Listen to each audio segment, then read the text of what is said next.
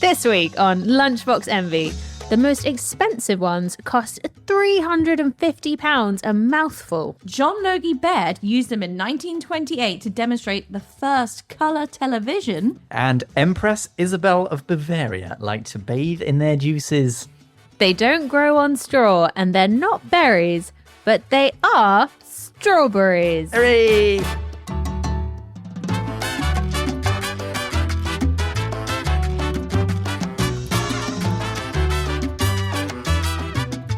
Hello and welcome to Lunchbox Envy. I'm Manu and I'm here with my fellow QI elf, Jack. Hello, Jack. Hi Manu, how's it going? Oh, good, thank you. We're also joined by food writer and chef, Rosie. Hi. Sorry, quick question. So they're not berries. Strawberries are not berries. Correct. They're not actually even a fruit. Oh, Or rather, that's they are too much. more than one fruit. So what we think of as a single strawberry is actually an amalgamation of fruits. Basically, the things we think are seeds, the yellow bits on the outside, each one of them is an individual fruit. Oh. So a strawberry is an aggregate accessory fruit, or AAF. I am truly mind blown. So for the purpose of the podcast today, we're going to refer to it as a fruit or a berry. Of course. Well, no, they're not berries. No, they're not berries. But they're called strawberries. Well, the difference is they come from a single flower with more than one ovary. That's the strawberry. And a true berry, they're grown from a single flower with just one ovary. So Right. not many. It's all Humans also not berries then. definitely not. We are not a berry. Good to know. That's at least kept me grounded. So someone keeps pulling the rug out from under me every episode, telling me it's not a vegetable, it's not a berry. There's no such thing as these things. What we think of as the fruit is the fleshy bit that actually is carrying all of those tiny fruits, which we think are the seeds, like Jack said. And then inside those tiny fruits, all dotted on the outside, those are the seeds. So each fruit has a seed inside of it. Oh my God, it's like a bloody Russian doll. Yeah, exactly. A fruit, inside a seed, inside a bloody fruit. So we had strawberries in Europe before the famous Columbian exchange, but they were all very small and wild and grew in forests and weren't farmed. They were actually quite popular with kings. I think probably we just know about the kings because they were written about. In the 9th century, King Charles the Simple of Franconia, I think. Burn. He visited a man called Julius du Berry in Antwerp, Stop. ironically named because they're not berries. And Julius basically gave him a platter of ripe strawberries. Ooh. And the king liked them so much that he gave Julius the surname Fraise, which meant strawberry, and still does. Yeah. Oh, very nice. Also, they kind of look like they're wearing little green crowns. Oh, that's so true. Don't you think? That is cute. King Henry VIII used to use strawberry juice on his open ulcers as well. I know. Gross. Not sure how well that works. Not well. They're slightly acidic, aren't they? You hope that he threw the strawberry away after he did that. But it's King Henry VIII, Probably so gave them to his anything peasants, goes. Yeah. Louis XIV loved strawberries in wine. And that's probably cracking. I agree. Strawberries in a nice sangria. Ooh. Fantastic. Pims. Pims. Classic. Thank Oh, you. yeah. Speaking of Louis XIV, he sent a spy in 1712 to go and map the Chilean coast. He was called Amédée François Fraisier. Ooh. Fraisier. Do you see where I'm going here? He was a direct descendant of Julius du Berry, Fraise. who was renamed Fraise, Julius du Fraise. It honestly sounds made up, all of this Yeah, stuff. it does. Like, It's such crazy. a coincidence. So Fraisier was kind of, I mean, this is nominative determinism. Whether you believe it or not, he was destined to discover strawberries. Anyway, skipping ahead a bit, he went as a spy to the Chilean coast. And when he was there, he saw enormous strawberries growing the size of hen's eggs. And so he brought some back in order to try and grow in France. But they weren't producing any fruit. And he didn't know why. And it took a teenage botanist sensation called Antoine Duchesne. But I just convinced you're going to be like straw de la straw. Mr. Berry and Mr. Straw, who loved each other very much. Oh. No, Nicolas Duchesne, it was 1766. He was only 19 years old, and he realized that strawberries are dioecious. That is Okay, what not does that a mean? word. I need to explain it. A dioecious plant has either female or male plants. Okay. So one plant will either be female or male. Okay. Whereas you have monoecious plants, which have both types, so they can self-pollinate. Yes. Dioece was known for many, many years and described, for Europeans at least in the first time, by Prospero Alpini, who noticed that the Egyptians of the 1590s were getting their date palms to kiss, the male and the females. And when you kiss the flowers together, the females would produce fruit. Were they literally like when you're a kid and you're like playing with your dolls and you're like, kiss now with the so, flowers? yeah. Oh, Anyway, Fraisier managed to bring back only female strawberries. oh, Classic. And so they weren't able to pollinate or bear fruit with the French varieties. But Duchenne worked out why, and he started to mix these female strawberries with the local male strawberries, and they crossbred and created a reliable big crop. And they're known as garden strawberries, and they're the type we eat today. hey. Oh. Because previous to this time, they were all very small and wild and Yeah. and not particularly, because the Chilean ones were big, but they weren't particularly tasty. So we got the best of both worlds when we Wild. started to mix them together. Wild strawberries are delicious. Yeah. Like they don't taste real. They don't. So They taste artificial. Q has as in Q Gardens has a really nice page on them, and it lists some historical uses, which is so cool. So in Cornwall, apparently, young girls used to rub the leaves on their faces to improve their skin. Does it work? I haven't tested it. They were also used as a natural laxative, and they've been fed to rabbits and guinea pigs. Sorry, Jack's rubbing strawberry leaves on his face. No, don't put it back. Eat it, you gross bugger. Continuity. They've also been fed to rabbits and guinea pigs to treat constipation. How would you know your rabbit was constipated? Well, I guess They do, you would know, yeah. but like, When they go red and they swell up. I find with a lot of foods, it's amazing that like it always comes down to one individual moment or person who popularizes it in a country that has enormous cultural spread or finds a variety that just works a lot better. And it's kind of a sliding doors moment. I think we have Monsieur Fraisier to thank for that. yeah. French spy. Fraisier, the family actually moved to Scotland and then became known as Frasier. So when you watch the sitcom Frasier, they're actually Mr. Strawberry. Nice. Okay. So as we mentioned in the intro, Empress Isabel of Bavaria liked to bathe in strawberry juice. Another person who was famed for her beauty regimes and tried this was Madame Tallien. She was a prominent figure in French high society around 1800. And she was famous for her beauty regimes. And she was the one who bathed in strawberries. She squashed 22 pounds of berries for each bath. Whoa. That's crazy. How wasteful. Sticky. I know, and they must have been expensive back then. Yeah. Also, Couldn't just pop down to Sainsbury's. I'm sure that's too acidic for a woman's pH, if you know what I mean.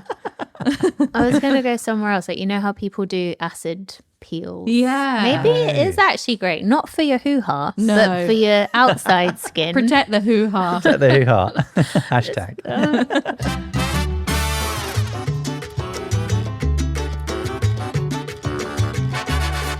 So let's open our first lunchbox. And that is from you today, Rosie. What have you bought for us?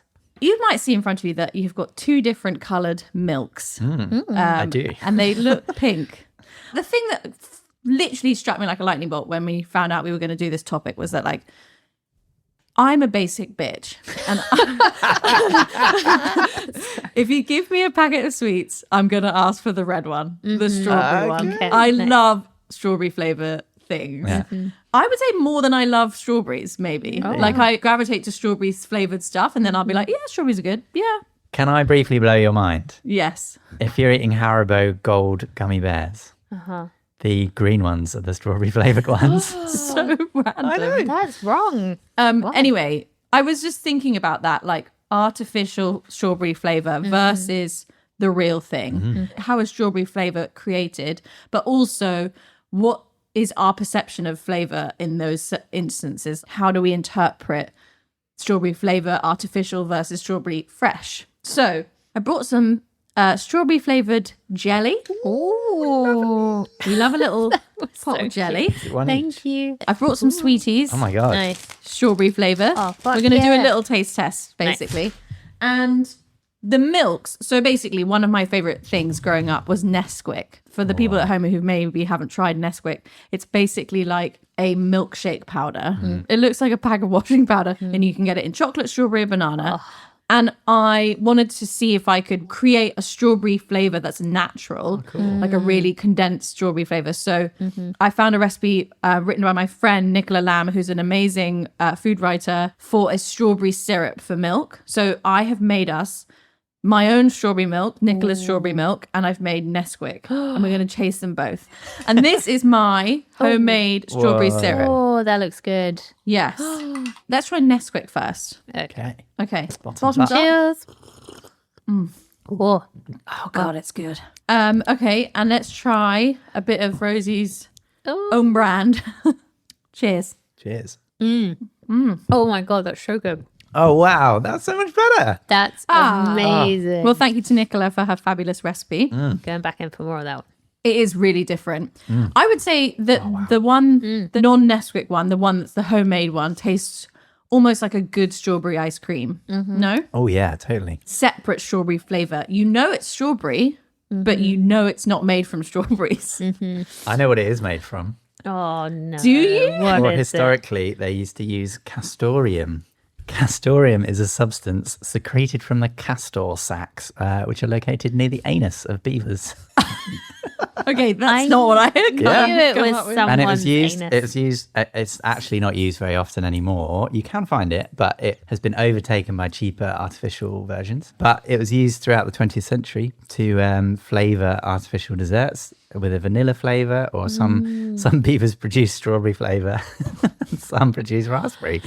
So castoreum is still listed by at least one example, the FDA, the Food Authority in America. They still list it as a natural flavor, and therefore it's still legally available. It's not been banned or anything. So legally you could find it in foods and perfumes, but it's quite rare because it's so expensive compared to the alternative.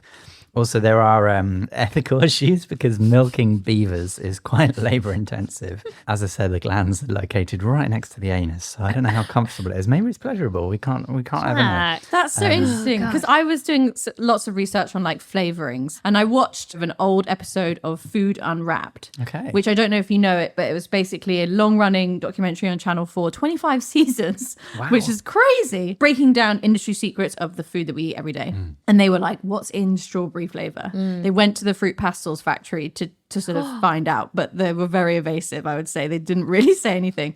Anyway, they also went to a biochemist who explained that basically strawberry is a kind of unicorn thing, in the sense that it contains a really high amount of volatiles, which are flavor compounds, over 350. And those are the things that like burst on your tongue when you eat a strawberry. For comparison, an apple will have 30. Wow. So This is really hard to reproduce. it's really hard to reproduce. And also they're all different things. So there's esters, furans, terpenes, alcohols, aldehydes, ketones, and sulfur compounds. Basically, when a biochemist in food manufacturing needs to create a flavor, they have to use a cocktail of different components and things to get there. And to really accurately mimic strawberry flavor, they'd potentially need to use 200 to 300 different things. Wow. But for something strawberry-like, as it were, you'd only need to use 5 or 6 things, Got it. basically. Ooh. And the reason why they know this is because biochemists have sort of distilled what are the 5 main flavor sort of elements to strawberries. Okay. They worked out that there are 5 basic sensory impressions of strawberries: caramel, Ooh. fruity, Wouldn't have thought that. green. What is green? Good question. Green taste. Green. It tastes like green. It's like have you seen Blackadder when they try and make gold and then they just make green? I'm going to say green is like a grassy vegetable flavor. Okay, so in wine, it's like piney, fresh. Yeah. I think that's probably Okay. lactone-like, so milky, Ooh. and buttery. So kind of like fatty, I would describe that as. So in the Food Unwrapped episode, this biochemist takes the presenter and they make a strawberry flavor blend, not using anything from strawberries to make it. So what they use are 5 things: Furaniol, which is made from cooking down sugar. Cis-3-hexanol, which is distilled. My favorite hexanol. I know, Cis-3, distilled from boiled peppermint oils. Okay. Ethibutyrate, made from the fermentation of dairy products. Ooh. Okay, so cheesy. Alactone, made from the fermentation of castor oil, and it's a compound that's also found in peach. And then 2-methylbutyric acid occurs naturally in beer and tobacco. Nice. 2-methylbutyric acid is my favorite music genre. All this to say, even if you buy something that says all natural flavors, that doesn't mean they are natural flavors from the food you are actually trying to eat. Good, because the FDA have labeled castoreum all natural because it comes from a beaver that's never touched a strawberry. Exactly. So basically, natural flavors can come from any food source. You can get, for example, orange oil from orange peel, and that will give you an orange flavor. You can also get ethyl butyrate from dairy products, and it tastes sweet and fruity. It doesn't taste like dairy. In my mind, everything ultimately comes from nature. Right. Well, yeah. Including plastic. We make Yeah. it out of oil, which comes from, fossilized dinosaurs and trees, Yeah. which were natural. They were all growing at some point. Yeah. I don't know. So like the circle of life with all the molecules get recycled. Where's the line? I mean, yeah. Exactly. Well, I think that's a really good question because, like, the examples I have here, so natural flavors can come from any food source. And then an artificial flavor is basically characterized as something that's been derived from a non-food ingredient Okay. and it's chemically processed. For example, wood pulp, chemically processed wood pulp, will end up tasting like vanilla. Ooh. It has vanillin in it, which is the compound of vanilla flavor. So that's often used in artificial vanilla flavoring. What if it's wood pulp from an apple tree? Well, Is that a food source? It's a food source for beavers. but you don't eat Coming the back tree. to beavers again. You don't eat the tree. I mean, it's a really interesting question. Yeah, where is the line? Like, I'm I being don't know. philosophical and facetious as well. Yeah. Well, I just think it's so interesting because I think lots of people get very hung up on like natural flavorings versus artificial flavorings. And you could be eating something that is on quote unquote all naturally flavored, but none of those flavors could come from the original thing that you think it does, like strawberries. And what's more, one of those all natural flavorings does come from milk. So where's the sort of conscience there around like vegans and vegetarians and like what if one of these all natural flavorings comes from a beaver's ass? Like what are we going to do about that? It reminds me of when the UK's currency turned plastic. And then about a week later, everyone was like, these fivers have beef tallow in the ingredients. And then someone sat down and worked out exactly how many cows were taken to create like the 50 million banknotes in the UK. And it was about half of one cow. Oh, really? So they are technically not vegan, but like really tiny, Minimally. tiny amounts. Yeah. Well, I think, animal products appear in a lot more places than we realize. Surprising. I think there's just also like a consumer perception of artificial strawberry flavor, which is so different to the fresh strawberry flavor, right? So like try a fresh strawberry now that you've been eating all this artificial. It's really different. It's delicious. Pretty damn good. But I can understand like kids, babies have tried strawberry yogurt and strawberry whatever else before they've tried an actual strawberry. Yes, that's so true. And then they suddenly try a strawberry and they're like, hang on a second, that's not that. That's not strawberry. Like that doesn't taste right. And it's because the artificial flavor is similar but not the same at all. Yeah. It's the same with tomatoes. Yeah. I also think nostalgia is probably one of the reasons why I love the artificial strawberry flavor so much because it makes me think of like those times when I was given sweets or Nesquik or, a delicious strawberry yogurt. Strawberry lace, anyone, by the way? I had a look at the ingredients of these. It contains apple, pumpkin, radish, and tomato. Well, in the actual... Told you it wasn't strawberry. Wow. Wow. Yeah. Half of them are we vegetables. just- When you look at the ingredients of shop-bought smoothies, it's like 60% apple juice Yeah. because it's the cheapest juice. And then they just flavour it with other things. So there. Just as a little side note on Nesquik, Nestle changed the recipe of Nesquik strawberry and banana last year. No way. Without telling anyone. They basically swapped the maltodextrin for rice flour. Maltodextrin is a white powder that's made from starch. It's used in an additive in loads and loads of foods. Apparently Nestle changed it because people prefer simpler ingredient lists.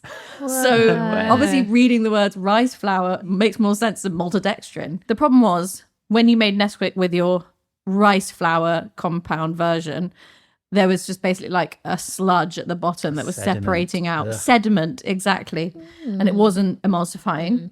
So they had to, after thousands of complaints, switch it back. And luckily, I checked the back of this. Oh, that's, It's a lovely that's a multi-D. good news story. Nice.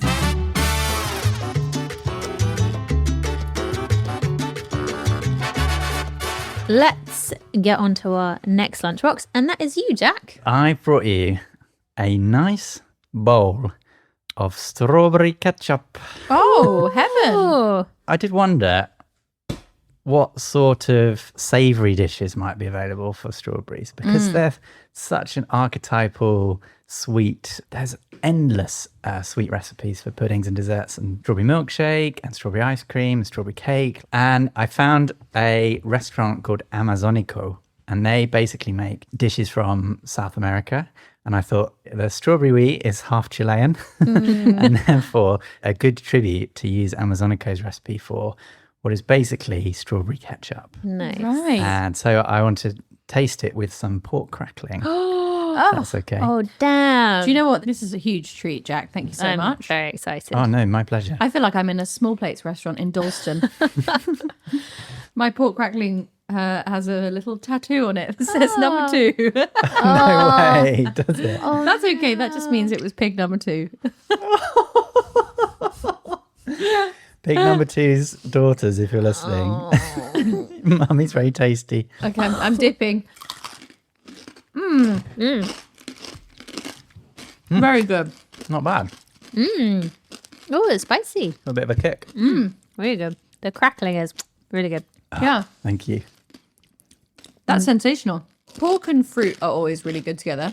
I thought Like that. a great combo. I'm definitely getting like that sort of caramelly, toasty strawberry flavor again. That would be so good on a bacon sandwich. Oh, yeah. Yeah. We'll put the recipe up on the website. And yes, it's a tribute to Fraisier that I used these, a South American recipe. Oh, Delish. But I basically wanted to talk to you about how strawberries are basically quite princessy in the way that they grow.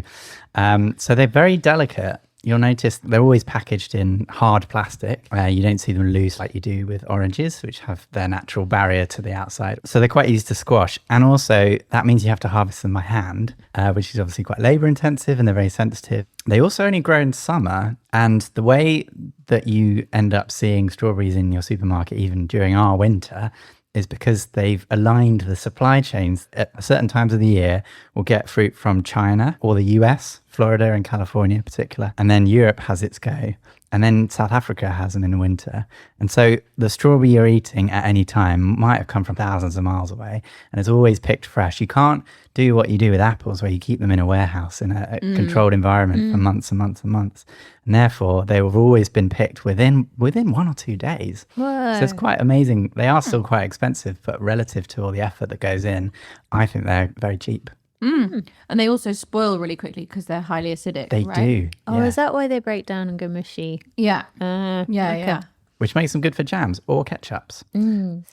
Other reasons strawberries are agriculturally tricky is they take a lot of pesticides, and often you actually fumigate whole fields and greenhouses because they're very susceptible to pests given that they've got such thin, fleshy skin.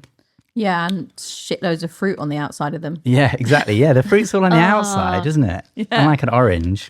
Yeah. They are basically the inside out fruit, aren't they? Oh, they are, Yeah. aren't they? For this research, I watched quite a few people de-seeding or defruiting a strawberry. It's like an ASMR trend. You did this with rice, Really? didn't you? Yeah, yeah. How the hell do they do it? With the eye of a bloody needle? with tweezers. Right. Takes Or a pin. ages. Yeah, I bet it does. I mean, they're so tiny. There's an organization called the Environmental Working Group, which comes up with a list of, they call it the Dirty Dozen, the produce with the most pesticide residue. Right. And strawberries, unfortunately, are on them. They often top the list, in fact. Tests in recent years found that 99% of non-organic strawberries have detectable pesticide residue. So do make sure you wash them before you eat them. Did you watch these, Rosie? Alex put those in that bowl. Oh, don't be blaming producer Alex. The bruising easily thing is referenced in the Taiwanese word, which literally translates to the strawberry generation, and it refers to all the people born after 1981. It's basically their equivalent of all you soft millennials. Oh, like snowflake. Yeah, like snowflakes. Oh. This was first used in 2007. So it does just seem like every generation thinks that the younger generation is soft. We know they're not berries now, but I'm just wondering where the name comes from, because it's in the name. And straw as well. Like, what have they got to do with straw?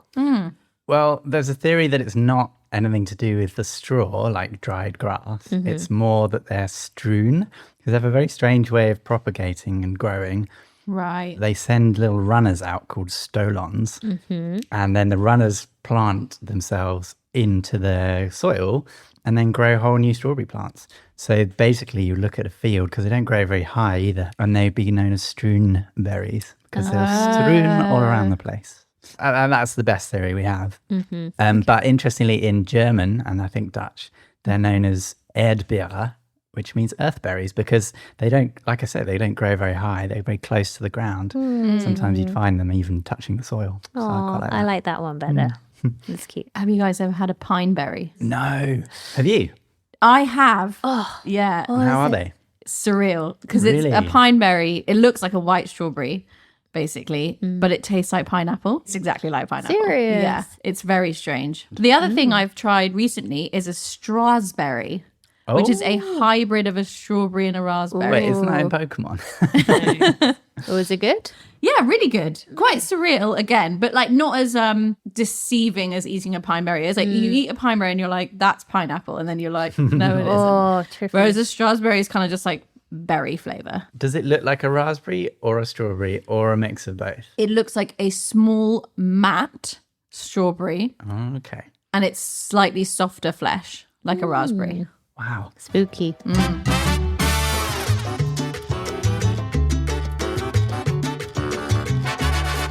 On to our final lunchbox, and that is mine. I have brought a sexy strawberry. Wow. Yes. I've cut one in half so you can see the cross section. I think that's very yoni. It's very yonic. Yeah. So yonic is like the female version of phallic. So it's very okay. vulva-esque. That's something I didn't know. There are other reasons that strawberries are sexy, which is what I wanted to talk to you about today. So for a really long time, they've been associated with the Roman goddess Venus because of their heart shape and their red color and their purported aphrodisiac qualities. So it's another food that people thought was an aphrodisiac. In terms of their shape, the heart shape, we didn't associate the heart shape with romantic love until like the 13th or 14th century, obviously like long after the myth of Venus was about. So I'm pretty sure it's yonic. It is that vulva shape. Yeah. Obviously red is in Western countries linked to lust and desire. We flush when we're like excited or aroused. Red lips, berry kiss. Exactly.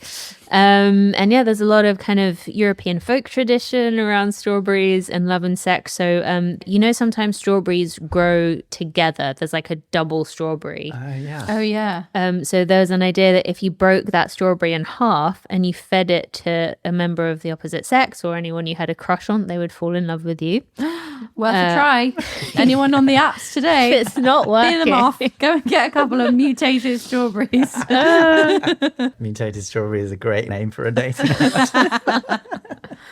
And in medieval France, newlyweds were fed like this aphrodisiac soup, which was a mixture of strawberries and borage, which is an edible flower that tastes like honey. Doesn't sound very sexy. It doesn't. No, borage is really delicious. No, I'm sure, but it's not sexy as a you word. know- This is not a great word. No, it sounds like porridge. This is a terrible name. So borage was used to cure melancholy. So it had this kind of like happiness vibe.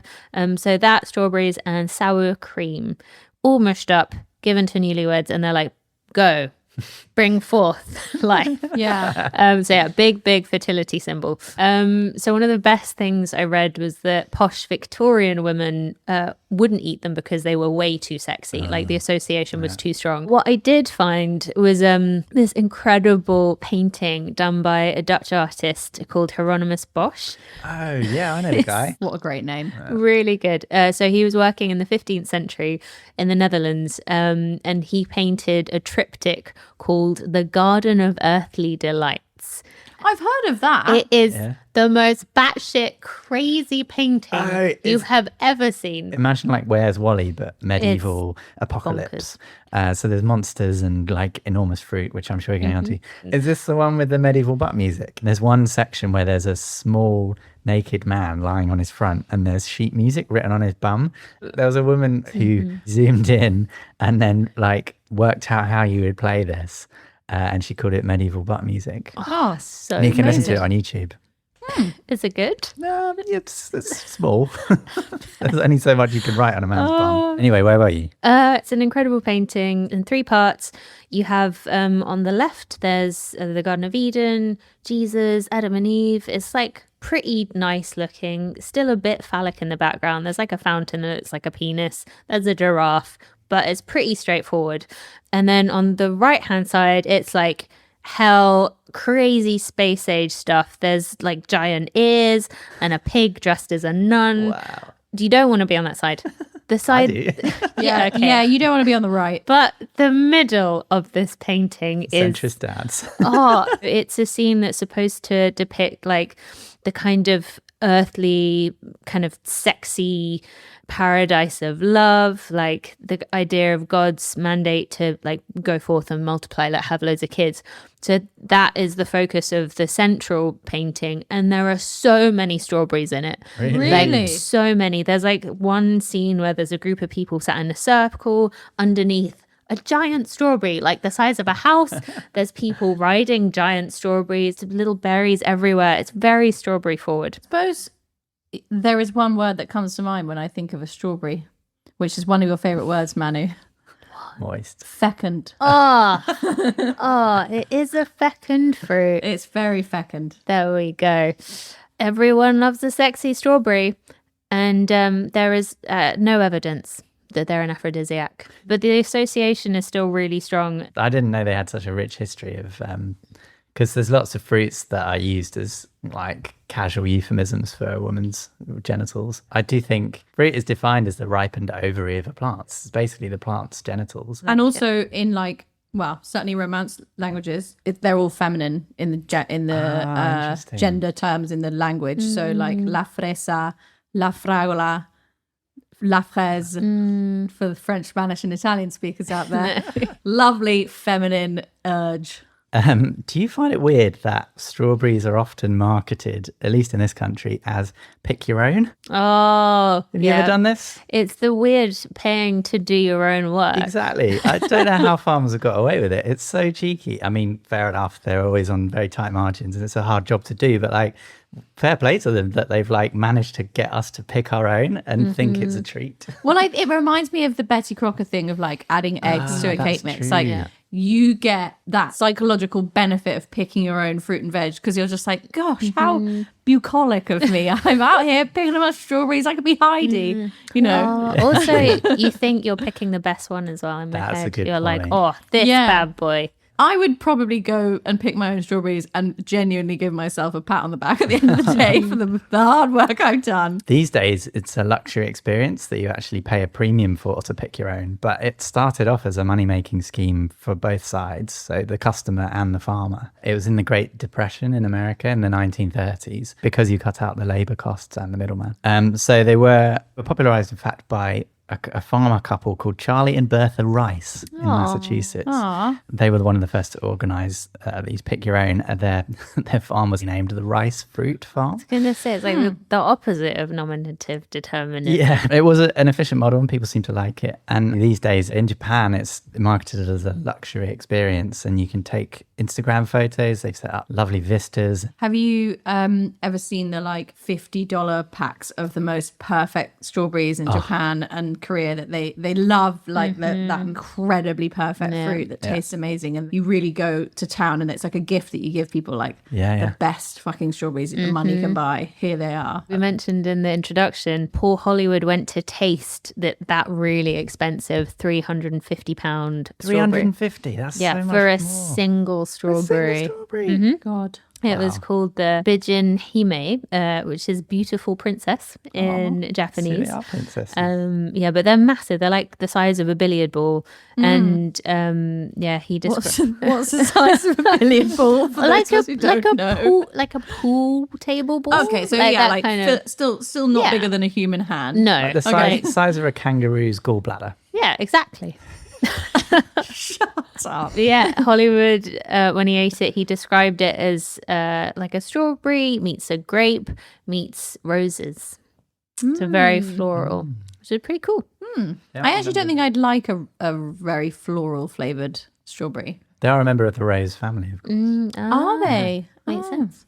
Yeah, I when I was watching Food Unwrapped, a lot of the strawberry plants that they were looking at had really pretty flowers on them. Nice. Yes, they are pretty, aren't they? And edible white and as well. Are they? Wow. So you can make a whole dish. One day we should do a party where we eat all the food that we've said is edible on this podcast and just see if we like it or not. I Proof think, is in the pudding. yeah, one of us would die, I reckon. Definitely. Yeah, do we all know CPR? The person who eats the beaver's anal glands is dying.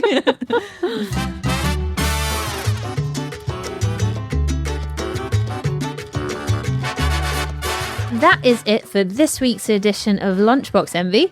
You can follow our socials for foodie facts and podcast updates. We are on X, Facebook, Instagram, and TikTok at Lunchbox Envy Pod. Yes, and you can also get in touch via email. If you send us your facts, recipes, and questions, the email address is lunchbox@qi.com. Rosie, do you have any strawberry recipes in your new book?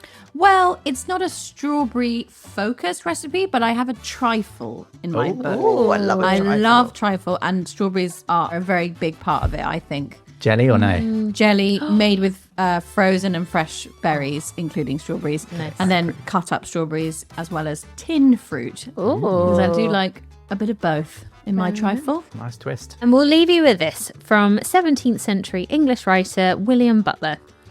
Doubtless God could have made a better berry, but doubtless God never did. Because they're not berries. Exactly. You idiot, William Butler. We'll see you next week. Goodbye. Bye-bye. Bye. Lunchbox Envy was hosted by Jack Chambers, Rosie McKean, and me, Manu Oreo. It was mixed by Liang Lee and produced by Alex Bell. This has been a quite interesting podcast.